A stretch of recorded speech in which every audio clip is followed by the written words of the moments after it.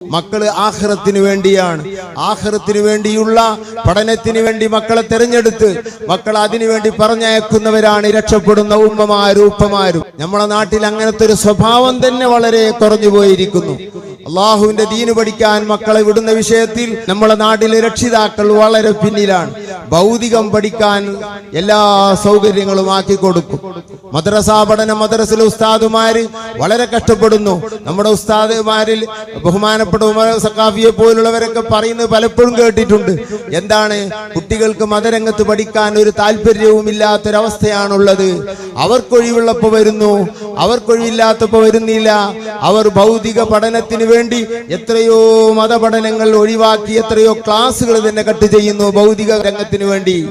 ഈ അവസ്ഥ വന്നാൽ ആഖിറ നഷ്ടമാണ്. ഉമ്മമാരെ ഉപ്പമാരെ, ഭൗതികം പഠിക്കുന്നതിനെ എതിർക്കുകയല്ല, അതോടുകൂടെ മതവും കൂടെ പഠിപ്പിക്കാൻ തയ്യാറായില്ലെങ്കിൽ നാളെ റബ്ബിന്റെ മുമ്പിൽ നാം മറുപടി പറയേണ്ടി വരും. നമ്മുടെ മക്കൾക്ക് മതപരമായ അറിവ് നാം നൽകിയില്ലെങ്കിൽ അവർ ഏതെങ്കിലും റൂട്ടിലൂടെ സഞ്ചരിച്ച് ആഖിറം നഷ്ടപ്പെടുന്ന വഴിയിലൂടെ അവർ പോയാൽ അതിന് 100% ഉത്തരവാദിയും ഉമ്മയും ഉപ്പയുമാണ്. പ്രത്യേകിച്ച് ഉപ്പമാരാണെന്ന് മനസ്സിലാക്കണം.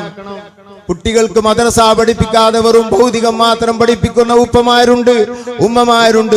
ഇത് വലിയ നഷ്ടമാണ്. ഉത്തരവാദിത്വം ഉപ്പയുടെ കഴുത്തിലാണെന്ന് നമ്മൾ മനസ്സിലാക്കണം. ഉപ്പമാരെ ഉമ്മമാരെ മക്കളെ മതം പഠിപ്പിക്കണം. കർക്കശമായി ഖുർആൻ ഓതാൻ പഠിപ്പിക്കണം. അതുപോലെ മതജീവിതത്തിന്റെ സ്വഭാവങ്ങളും മറ്റും നന്നാക്കാൻ വേണ്ടിയും അല്ലാഹുവിനോടുള്ള ബന്ധം പഠിപ്പിക്കാൻ വേണ്ടിയും ഫിഖ്ഹും അതുപോലെ തന്നെ അഖ്ലാഖും എല്ലാം കുട്ടികൾ പഠിക്കണമെങ്കിൽ മദ്രസയിൽ പോകണം മക്കൾ.